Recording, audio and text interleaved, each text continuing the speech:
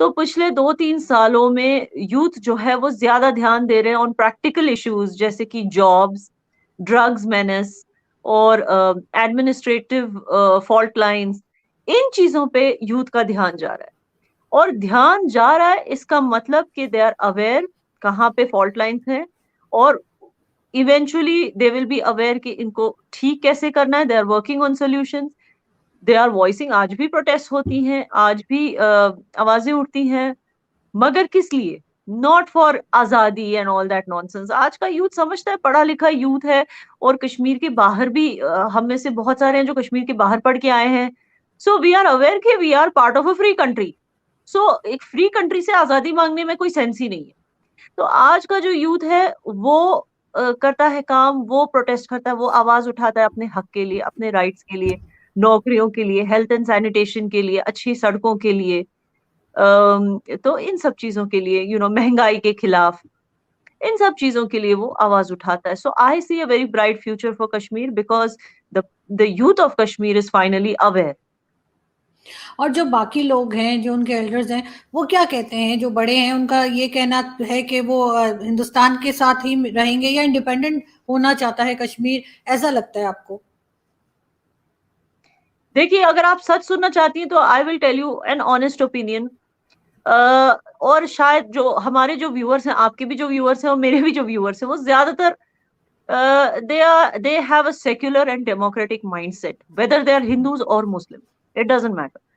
तो they have a rational mind। जो हमारे, मुझे पता है कि किस तरह के लोग आपके शोज देखते हैं, किस तरह के लोग मेरे shows. They have a rational mindset, और वो मेरी बात को समझेंगे। जो हमसे पहले वाला जो जनरेशन है, जिनको जैसे मैंने बोला, जिनकी इमोशंस के साथ खेला गया, उनको बड़ी बड़ी, उनको झूठे सपने दिखाए गए, वो because of all that they saw, उन्होंने अपनी आंखों से देखा पंडितों का एक्सोडस। एंड ऑफ कोर्स उनको पता है कि पंडित हमारी ही सोसाइटी के लोग हैं। तो वो एक दर्द है, वो एक ब्लॉट है हमारी कश्मीरियत पे, जो उन्होंने फर्स्ट हैंड विटनेस किया है। और उन्होंने ये भी देखा है कि कैसे जिनको भी उन्होंने वोट डाला है, या तो उनको रिग करके हराया गया, या तो उन्हें जेल में डाला गया, चाहे वो सैयद सलाउद्दीन हो। ठीक है ना? सैयद सलाउद्दीन के साथ क्या हुआ? वो जीत रहा था। जिन लोगों को इंडियन डेमोक्रेसी पे भरोसा था, उन्होंने वोट डाला था, सैयद सलाउद्दीन को जिताया था। मगर रिगिंग हुई, जैसे आप जानते हैं, कांग्रेस और एनसी की चाल थी, वो रिगिंग हुई। तो उस वजह से ही तो मिलिटेंसी वगैरह क्यों शुरू हुई? क्योंकि सैयद सलाउद्दीन का जो रिएक्शन था वो बहुत गलत था। उसने जो रिएक्शन दिया ना, वो फार फेच्ड और ओवर रिएक्शन दिया, कि भाई मुझे हरा दिया तो अब मैं जाऊंगा दुश्मन देश में, जाके बैठूंगा और वहां से मैं टेरर ऑर्गेनाइजेशन शुरू करूंगा इंडिया के खिलाफ। ये तो बहुत ही उसने गलत किया, ऑफ कोर्स। मगर मैं कह रही हूँ कि जो जिन लोगों ने उनको वोट दिया था, उनका क्या? उनके सपने टूट गए, उनका दिल टूट गया, उनकी जो एस्पिरेशंस थी अपने कश्मीर को लेके, वो टूट गए। एक तरह से उनका भरोसा टूट गया है ना। वो चाहे इंडियन डेमोक्रेसी पे भरोसा हो या अपने लीडर पे भरोसा हो, क्योंकि कश्मीरी भी तो नहीं चाहते थे कि जिनको उन्होंने वोट डाला वो खुद इंसान कश्मीर में दहशतगर्दी शुरू कर दे। वो तो ये भी नहीं चाहते थे। और ना वो चाहते थे कि जिस इंडिया पे उन्होंने भरोसा किया, वो उनके वोट की इस तरह बेइज्जती करे। अब ये पहली बार, ये सिर्फ वही नहीं रुका, उसके बाद इंजीनियर रशीद के साथ भी यही हुआ। वहीद पारा was getting so popular with the youth, उस पे भी, उसको भी अरेस्ट कर दिया। और अब खैर वो बाहर है जेल के, लेकिन he is quiet, he is stunned, he is hurt, he is not sure if he wants to get back into politics.